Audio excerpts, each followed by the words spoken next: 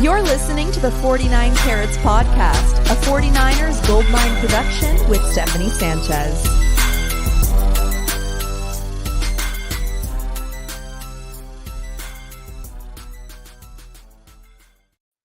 What's going on, everyone? Welcome to another edition of the 49 Carats Podcast. I'm your host, Steph. It is Thursday, November 30th. The 49ers are continuing to prepare for their biggest regular season game of the year against the Eagles. No pressure, though. Joining me to talk about some history, some injuries, and some rain is my Thursday co-host, Rob Stats Guerrera. Rob, how you doing today? Steph, I'm so excited. How long have we been waiting and looking ahead to this game? And now we can talk about it all we want because we're not looking ahead at all. Yeah, exactly. Looking forward to it. I kind of feel like the 49ers or 49er fans at least have been looking forward to this game more so than maybe like Eagles fans. I think it was in the Bully Ball comment section. We had a bunch of Eagles fans in there, and one of them said, actually, we were waiting for the Chiefs game a lot more than the 49ers one, which makes sense from their standpoint because, that was a bigger game that they lost to the Chiefs. But our heartbreak comes from that game against the Eagles. So, yeah, that was the one that we circled on our calendars, and I'm very excited for it. And we'll get into it, but as always on our Thursday show, a little throwback Thursday this week in 49ers history, like we always start these. November 27th, 2014, 49ers lose to the Seahawks 19-3 at home on Thanksgiving. Check out these stats. Colin Kaepernick threw for 121 yards and 2 picks. Oof. Yeah, Frank Gore was held to 28 yards on 10 carries. 49ers leading receiver in that game was Carlos Hyde with 3 catches for 38 yards. Woof. I mean, that's so bad. And, Rob, the reason that I wanted to, obviously bring this one up, and, I always like to keep the relevancy of it all. Obviously, this week, or an exact week ago, the 49ers avenged us all and got to partake in their own celebration after curb stomping the Seahawks in their home. And I know we've moved on from that game. It almost feels like we weren't able to really relish in the excitement and just the enjoyment of what that game felt, because it was okay, and now the Eagles, and maybe deservedly so because the Eagles week is huge. But man, I just want to enjoy this. Come on, guys. So I thought it'd be cool to reflect a bit on how the 49ers have improved since that 2014 game. And I like what Jay said, my co-host on Bully Ball on Gold Standard Network on Tuesday. He said, "We're not Lil Bro anymore. You can't bully us around anymore." And I really think that's true. So it felt like a full circle moment. We should cherish all the wins over the Seahawks, considering how they have stomped us in the Pete Carroll, Russell Wilson era. Yes, you're right, though. It did feel like we were okay, Seahawks game over. Now we can talk Eagles, but it's no, let's enjoy the victory. They smushed the Eagles into dust, ended their hopes of the NFC West. I think the Eagles are going to lose. Oh, yeah, excuse me. I think the Seahawks are going to lose tonight to the Cowboys on Thursday Night Football, which is going to make them an afterthought in the division, which I'm always here for. But you're right. It was a fun game, especially winning like that in Seattle. That place, even when the 49ers were awesome, that place was a house of horror for them. So it was nice to see the victory. It's so crazy to think because, that 49ers team was really good. And we always felt, while nervous, good that this was going to be the time that we had beat them, and just it would never happen. But yeah, I mean, the 49ers have a super team now, and the Seahawks just aren't the same since the Legion of Boom days. So I'll take that for whatever it's worth. But now the 49ers are on a mission to prove to their next opponent, the Philadelphia Eagles, that they won't be bullied by them either. Now, like what you said, Rob, you said that the 49ers beat the Eagles, maybe a little bit of manifestation there. I know it was a mistake you said that, but maybe not. Maybe you're kind of projecting the future a little bit. But of course, for the 49ers, being at full health will be key for them. And right now, they're dealing with a key injury to their defensive line, to Eric Armstead, dealing with a foot injury. He did not practice in yesterday's Wednesday practice. Now, Armstead has dealt with a foot injury before. In fact, last year, he missed several games with plantar fasciitis. Now, when Kyle Shanahan was asked if it was the same issue as last year, he said he wasn't sure, which I don't know if I should feel good or worse about that. And like, I don't know. Now, Rob, what really worries me though is that after Thursday night game, which Eric Armstead finished that game, by the way, but after Thursday night game and additional rest, nearly a week later, he's not practicing with this foot injury. I don't feel great about that. No, I don't feel great about it at all. One thing that I do think was encouraging, though, is Matt Mayoko in his story for NBC Sports Bay Area said that he was expected back at practice later this week. In fact, everybody that missed practice on Wednesday was expected back at practice this week and should be available for the game. But you're right. It is concerning because the whole, supposed benefit of having all this extra time was the health benefit. And yet here we are. Well, that is good news. I hadn't seen that from Mayoko, so that's really good. I'm glad you're bringing that in. The other guys who did not practice in Wednesday's practice was, oh my God, Jordan Mason, dealing with a hamstring injury. Ray McLeod dealing with a rib injury. And I think there are a few others, but none of them starters, none of them as notable as, Eric Armstead, of course. So we'll keep an eye on it. Good news that it seems like the team is expecting him to be ready to go later this week. So that's good to know. We'll keep an eye on this. Certainly, they're going to practice later today, so we'll keep an eye on that report as well as Friday, the game's injury report. So hopefully he'll be able to pull through and be available for the defensive line this week because he's been huge since the bye week. As has everyone on the defensive line, it feels like they have stepped up in a major way since that bye week. But Rob, I do want to shift the focus to the 49ers offensive line, if I may. Last week, Aaron Banks returned to left guard. Spencer Burford, though, was out. So we got to see John Feliciano at right guard, which is where, Kyle had mentioned he wanted to get him some work in there. He said that a few weeks ago. Now, Spencer Burford was back at practice on Wednesday, but Matt Barrows tweeted that it appears as if John Feliciano will at least get worked in at right guard in Philadelphia.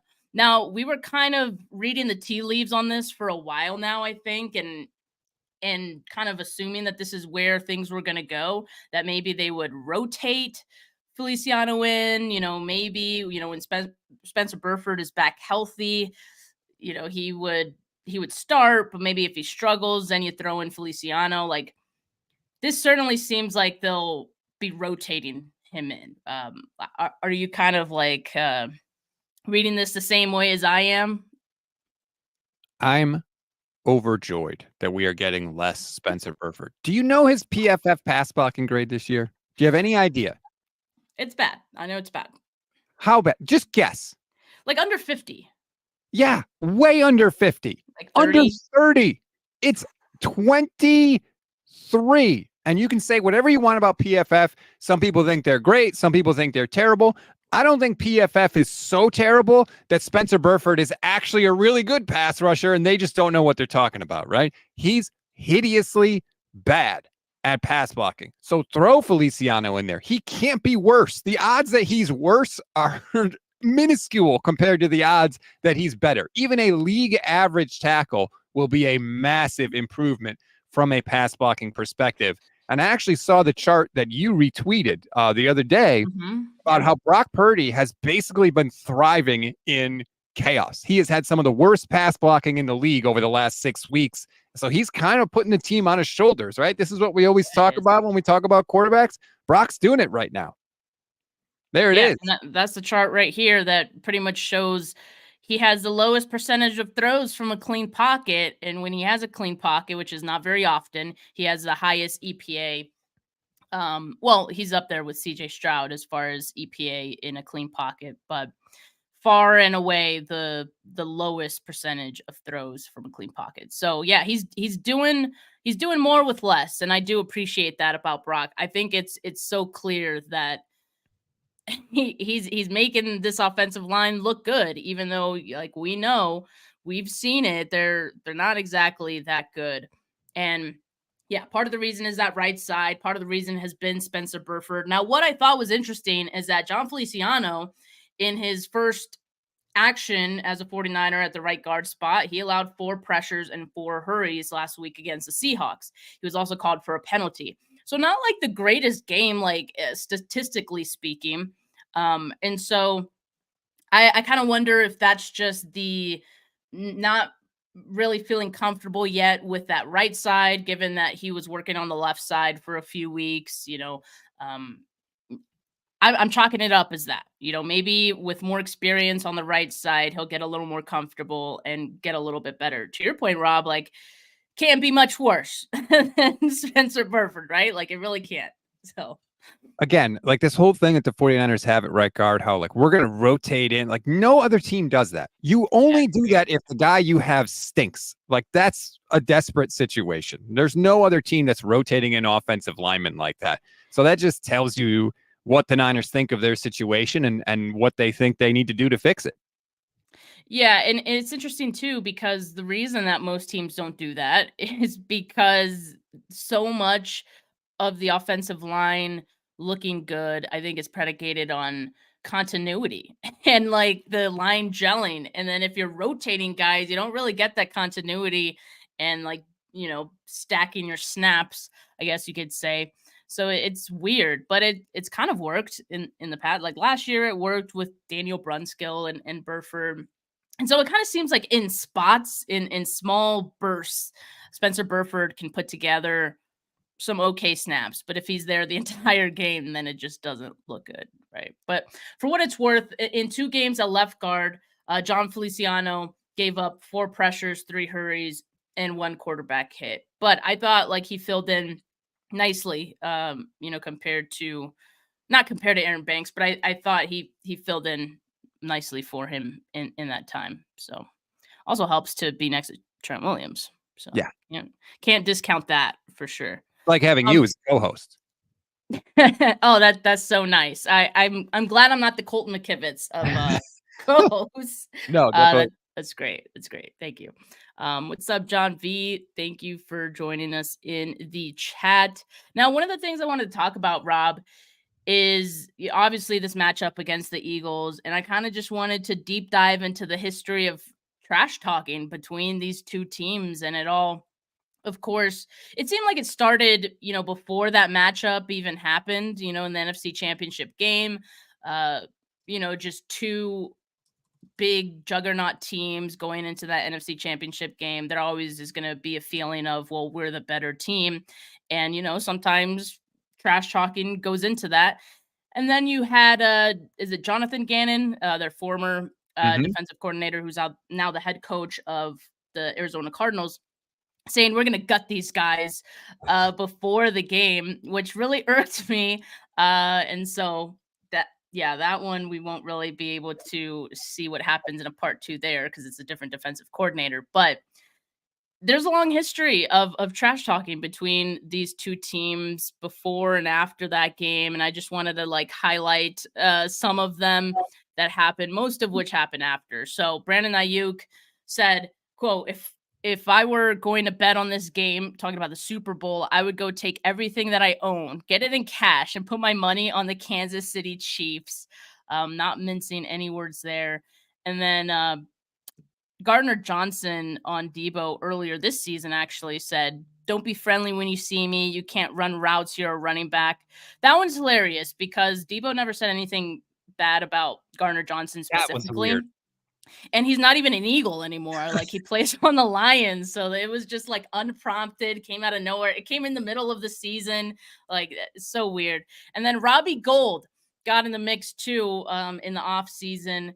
And he said, if you make Jalen Hurts play quarterback, you're probably going to have a pretty solid day on defense. Robbie Gould said that. That is That one's insane to me. And of course, I'm sure I'm missing some things, but Joey Bosa was at that game, and he got heckled by some Eagles fans. Fred Warner's wife noted, being verbally harassed by a few Eagles fans as well.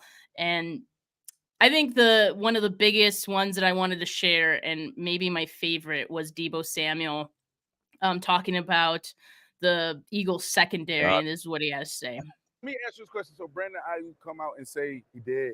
What he said that they was going to get exposed. The Eagles defense. What was he saying about that? Where's the holes? Yeah, right. Where are the holes? No, there's holes. What's the holes? It was some wide open plays. Now the back end, got the all pro and the all pro. The D line make him make both of them all pros. Besides Slay, I respect Slay. What about Bradbury? Trash. Bradbury trash. He the one that made all. Did you see the play that Brandon had? The second play of the game, he got hurt. Purdy got hurt. Time out. No lines told on that one. Brandon Ayuk did get open on that play. And there were plays from even later in the game where Brandon Ayuk even cooked Bradbury. So I think it was warranted. Of course, Eagles players aren't going to take a liking to that, but no lies detected from Deebo on that one. And I kind of feel like they got to think the same way about the Eagles secondary, maybe even more than they did this year going into this game. Well, first of all, the disrespect from Deebo, just just trash. No great, you are garbage. I thought that was hysterical. It's frustrating because we never will know what would have happened last year when they played, but I do think there's going to be opportunities for the Niners against this Eagles secondary. The question to me is, how well does the offensive line hold up, and can Brock Purdy get the ball there? I think he can, but I think Deebo knows there's going to be opportunities, and it's really weird that we have both of these two teams, and they're both really good. And last year, the Niners were super confident they were going to beat the Eagles, and the Eagles were super confident they were going to beat the 49ers. I guess it's all part of pumping yourself up, but it's amazing how both sides really thought, we're going to be able to handle them. But I love that. I think that's just part of playoff football, right? And getting to that point, the NFC Championship game. I mean, like I said, you're looking at it as you're the best team in the NFC, and the team across from you has nothing on you. So I love that energy. I know this isn't a playoff game, but I think to an extent it's going to feel like one. But as far as the trash talking, the history of it, which team do you think would be more motivated by it, and just all of the storylines that go along with this matchup? Or do you think it's not more of a motivating factor, but more of a distraction? I think it's clearly motivating the Niners more. I think the Niners are clearly more motivated in this game. Yeah, the Eagles would like to prove, hey, we still would have beaten you, but they did beat the 49ers last year. The Niners have that loss, right? Because the Niners spent the whole offseason telling everybody they would have won, that they were the best team and all this stuff. And so now they got to back that up. They all have to back it up. Deebo, Ayuk, anybody that said anything. Robbie Gould can't back it up because he's on his couch, but I think it is a motivating factor, and they're downplaying it this week. Everybody has said Bosa, Trent Williams, Deebo, Ayuk. They've all said this year is this year. It doesn't matter, blah, blah, blah. Bull. It totally matters to them. Watch how they play on Sunday. Watch that game, and you tell me honestly that this doesn't mean a little bit more to them than the Bucs game or the Jags game this year. Of course it does. These guys are human beings.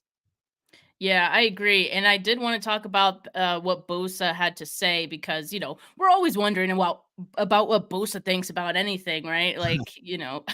Who doesn't want to know? So Bosa was asked about how motivated the team is to, quote, wash away the NFC Championship loss in this game, to which he said, I don't know. I mean, last year it's over with. Neither team finished the job, so it's not like they're looking back and reminiscing on an NFC Championship win either. I'm sure we're both sad at the end of the year. We both have aspirations to win Super Bowls, so it's a new year, and this is a big step for both of us to get. Yeah, I like what he said, and I think it just goes from the perspective of the 49ers have kind of been on the other end of this where, they've won an NFC championship game. They leave the team who they beat, boohoo and crying. Um, and you just got to move on, right? Like at the end of the day, the next time those two teams meet, none of that really matters, right? You gotta take into account that the teams are different. Sometimes it's different players. Sometimes, schematically it's all different. And I don't know, some of the talk's not really going to help them. But I do agree with you, Rob. Like I do think the 49ers need this more. And looking at just this season alone, the 49ers need it more because it matters more to them for the seeding. The Eagles have been the 1 seed almost all season. And the 49ers are their only chance to get the 1 seed is if they beat the Eagles. They virtually have no chance at all if they Oh yeah. don't get this done.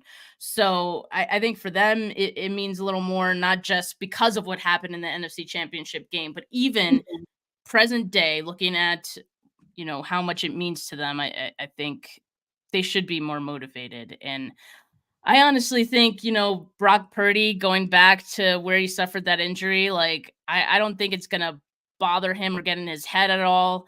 I think he's going to go out and prove not just to himself, but to his teammates as well that, yeah, he could have taken them and gotten them that win in that game too. Yeah, I think it's for Brock. Because he, like you said it, he has like two different personas. Off the field, he's aw shucks. I'll have your daughter home by 7 o'clock. Nice guy. Oh, sure. On the field, he's like, I'm going to kick your ass. He's like ice in my veins. Yeah. And he's like, pumping everybody up. So he definitely has kind of those like two different personalities. And so I do think he wants to show that he would have beaten them. He hasn't said anything like that, but when you watch him on the field, he's a gamer. I don't want to use the word killer because that's not the best word, but he's an assassin out there. He wants to beat you and beat you badly. Yeah. And I think Fred, who also has like a similar mindset on the field, is going to come with a similar energy because of what his wife experienced there last year. Like that's personal. Like some of the things that, some people say, like Debo calling, Bradbury trash, like maybe a little personal, but it's like, like whatever. But that's like really personal what his wife was told. So I don't know. I think we're going to see one of Fred's best games. I mean, they're going to need it if they hope to win this game. But, because there's a lot of outside noise surrounding this game, like Kyle was asked about the 49ers game against the Cowboys and how he was proud of the team for staying in the moment for that game. And if it applies to this game as well. Kind of different situations to me, though, because like the 49ers didn't really need to listen to the noise because they had beat the Cowboys so many times. It's like, I feel like to the 49ers, it was more of just any other game versus like the Cowboys are thinking about it over and over. They're in their head. 49ers are living rent free in the Cowboys' heads kind of thing. And that, of course, is from several games of losing to the 49ers. This is now like one game, but I feel like it's a little bit different. And, Kyle said he thinks that staying in the moment mindset applies every week. And quote, the moment is exactly what it is every Sunday. And you've got to make sure that's reality for our players. Right. I think that's easier said than done. So far from what I've heard from the 49ers players, it seems like they're not really thinking about the past, but, I don't know if that's truly the case. I don't think it is. I mean, how could you not, right? It's fine that I think they're doing the right thing by, not saying anything publicly. Like I remember the Cowboys before the Niners game, they were like, this is a measuring stick game for us. And they were, Jerry Jones is like, the Niners are where we want to be. They were talking it up like big time. And then they got their doors blown off. I think the Niners are smart to say what they're saying. I just don't believe it. I think it matters to them. I think it's in their minds, winning this week will prove to them that if they do have to go there in the playoffs, that it's no big deal. That, hey, we've done it before. We know we can play with these guys. We'll beat them at our house. We'll beat them at their house. So I think it does mean more to them. And I also think they're smart for not saying that publicly. Yeah, I think so too. At the end of the day, like I think the 49ers have like the mental fortitude to let it strengthen them in this game rather than, psych them out or anything. So, but Rob, one of the things I'm kind of worried about in this game that could maybe psych the team out is rain. So I just grabbed the screen grab of the forecast for Philadelphia on Sunday earlier this morning. So this is the latest and greatest for what we're looking at for Sunday. 56 degrees. So the temperature went up a little bit, but cloudy with showers and chance of rain 60%. So as of right now, Thursday morning, it seems like there's a good chance it's going to rain maybe the entire game, if anything, on Sunday. Now, one of the things that I don't want to say concerned me, but, I made note of, Kyle was asked about the rain yesterday when he spoke with the media, and it just doesn't seem like he's fazed by it or thinks that the 49ers need to do anything different to prepare for it. And he said, he thinks Brock Purdy is as good as any quarterback he's had in the rain. And he said, quote, "We'll just try to have an efficient one today," talking about Wednesday's practice, "and deal with it Sunday." I don't know if that's like my favorite approach. I mean, if you could just dunk the ball in some water and just have the guys practice with that, like, does that really hurt your practice at all? Like, what does it hurt to just be ready for those conditions a couple days before the game? I think that Kyle doesn't want anything to disrupt his precious practice. Remember, this is the same guy that said he values practice in the preseason way more than the preseason games. He wants his practice to go a certain way, and I think he is vastly understating the impact that the weather is going to have in this game. We have seen Brock Purdy in the rain. I've seen it. I saw that Cleveland game. He was fumbling the ball without being touched. So if he's not doing it in practice, Brock needs to do it after practice. Go the Peyton Manning route. Before the Super Bowl against the Bears, when there was rain in the forecast, Peyton Manning was dunking footballs in water and practicing with them.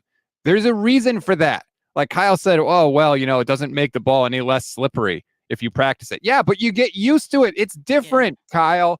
I think maybe he's lying, but I think he is vastly underselling the impact that could have. And Brock better do something. And there was one really, really bad rain game that he played in college at Iowa State. It was against Drake, I think, in 2018. And he wore a glove in that game. So maybe Brock's going to have a glove on Sunday. Who knows? But you can't have that ball slipping and sliding all over the place, whether it's a glove, whether it's extra practice with the wet ball, whatever it is. You have to have a plan. It can't just be, well, we'll deal with it. That's not a plan. Hope is not a plan. Look, that's crazy. We'll just deal with it Sunday. We'll worry about that when we cross that bridge. That is insane to me. But yeah, I mean, it just seemed like Kyle downplayed Brock Purdy's performance in the Cleveland game, which not all of it is due to the rain, but to your point, Rob, like the ball was slipping out of his hands. And like you said before, he was even touched. So that is due to the rain. So I don't know. I just would have hoped that there'd be more preparation for the rain going into it. I mean, this is a big game as any, and I feel like you got to think about everything, but it almost felt like for Kyle, it was more important that they have a good practice than they have a good game on Sunday, which is wild. That's absolutely wild to me. And Grant, I believe, asked him, do you ever have your quarterbacks do anything special? And he said no. And like, oh, Brock's as good as any quarterback I've ever had in the rain. Well, that doesn't tell me anything. Maybe you've been stuck with a bunch of guys who suck in the rain. Like, it's just bogus. He does this all the time, right? Remember when they asked about arm fatigue? Oh, well, Trey Lance has had every quarterback I've ever had has had arm fatigue. Like that's his like default downplays answer. Yeah. So I don't like it. I don't like it at all. And I don't like it for Jake Moody either. Because let's remember, Jake Moody missed 2 kicks in the rain in Cleveland too. So yeah, like the rain could be, it goes back to this whole thing we talk about, Steph, with like game script with the 49ers, right? How they win by getting up early, getting up multiple scores, having all their pieces on the field. And now apparently we're adding weather to that too, right? It's got to be perfect weather conditions in addition to having everybody in your starting lineup. Like, The Eagles are the complete opposite. The Eagles win no matter what the conditions are. The Eagles win no matter what the score is. The Eagles win no matter who's in the lineup. That's what scares me the most about this game. Yeah, I mean, certainly one of the things we've talked about with the Eagles is, their prowess for being able to win any which way. And even when they're behind, they find a way to win. They're resilient. So they've played the last two games in some type of rain, right? At least I think their home games. The one against the Bills was definitely in some considerable rain. So, and they looked fine. It didn't look like it phased them at all. So I would like if the 49ers had some of that experience, but it doesn't rain very often in Santa Clara, so they don't. And they're not doing anything to prepare for it. So we'll just have to wait and see what that means for Sunday. If it means more of a ground game, just keep in mind the Eagles defense is kind of built to stop the run. Like that's what they're best at. Their defensive line is they have a lot of stout, big guys. Jalen Carter, Jordan Davis, who can stop the run. And so that would be my biggest concern that, okay, if you want to run the ball more, might be a little tough. So I feel like the rain just gives the Eagles an advantage. And what a boost it would be if the 49ers win this game, right? We're going into your house. You're getting maybe Lane Johnson back, maybe Dallas Goedert back, plus in the weather where you guys thrive, and we still beat you. That would be a crazy boost if the Niners can pull it off. Yeah, no, it would. So I hope the 49ers are focused. I'm confident about the game. I think I'm even more confident about this game than I am the NFC Championship game, honestly. Like, because I look at the Eagles' defense this year compared to last, and I think their defense last year was a lot better. I would agree. The 49ers defense right now, as it's been playing since the bye week, I think has been performing better, a lot better than the Eagles defense.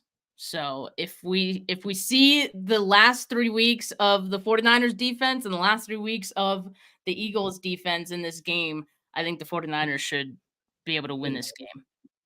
Yeah, the 49ers have allowed point totals of 3, 14, and 13 since the bye week. The Seahawks did not score an offensive touchdown in that game. So the Niners seem to be ratcheting things up. I feel like they've figured out some things with marrying the coverage to the pass rush. I think the addition of Chase Young has really helped also. And they're going to need it. And I'm fascinated by how Steve Wilks calls this game, Steph, because the Niners have not faced an opponent that, one, has an ability to convert in short yardage like the Eagles do, but two, is willing to go for it on fourth down as much as the Eagles do. That changes everything, right? If it's first down and Philly gains 8 yards, they're moving the chains. Like, barring a penalty that pushes them back, they are moving the chains. And so, like, defensive coordinators like to save all their exotic stuff for third down. With the Eagles, I don't think you can do that because you may not get to use it because they'll just tush push you on third and short. To me, you got to come out on first and second down, and you have to shut them down. Like, if you give up a 5-yard gain on first down, you're in deep crap against this offense. You got to because you know it's coming. Yeah, it's that's tough. It puts so much pressure on your defense. It's going to be really interesting to see how the Niners attack that. Yeah, I mean, the 49ers defense hasn't been the greatest at, stopping third downs anyway. Mm-hmm. So maybe it'll just be more of the same, as long as you stop them at some point, in their drive and, have them punting or have them settling for a field goal, then I'd feel better. But obviously it's easier said than done. And, one of the things Kyle said was in stopping the tush push is, well, you got to keep them from getting in those short yardage situations to begin with. Well, yeah, that's easier said than done. Like how many times can you really think like you can do that in a game, right? So especially because I think they would be fine in working their offense in a way where they just get to those third and shorts, right? Or those fourth and shorts, if nothing else is successful. So yeah, there's a lot to consider for sure. I mean, this Eagles offense, I know all the things I said about the Eagles defense, but their offense is still really good and really dangerous. And it all starts with that man, Jalen Hurts. So yeah, they have to be on all 10 toes. And keeping an eye on him at all times too, making sure he doesn't escape the pocket and all that.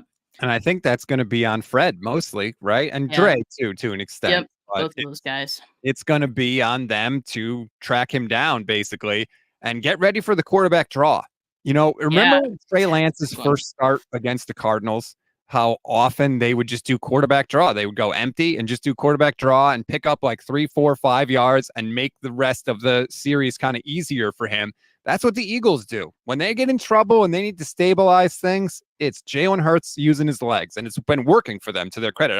It's not meant as a criticism. So you got to be ready for that, because they're going to use it. They're going to use it a lot, and they're going to use it in the red zone especially. Oh, yeah. It's tough. It's like, you know what's coming, and you still it's still very hard to stop. Like, yeah, that credit to them. I think if anyone can limit it, because you're not going to stop it entirely, but you can at least limit it sometimes. The 49ers defense, like, I think they're built to do it, and the way they've been playing lately, these corners have been awesome. You know, Fred and Dre Greenlaw, probably the best linebacker group the Eagles are going to face all season, right? So they're built for it. Steve Wilkes, like he said a few weeks ago, I'm sort of built for this.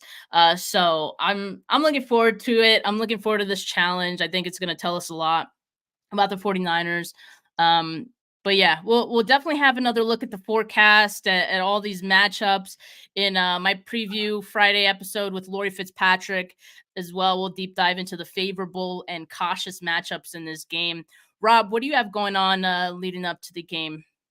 Well, actually, in about 20 minutes, I'm going to sit down with Benjamin Solak of The Ringer to kind of dive into this matchup. He, of course, did a lot of work for Bleeding Green Nation at SB Nation back in the day, so he knows the Eagles better than anybody.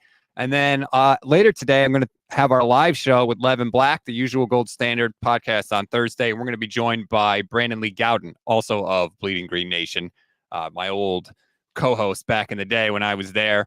So lots of Eagles talk, obviously. I love talking to people that know the other team well, to sort of, because they know the ins and outs. They know the warts. And I want to know, like, where is this Eagles team vulnerable so I could feel good going into the game?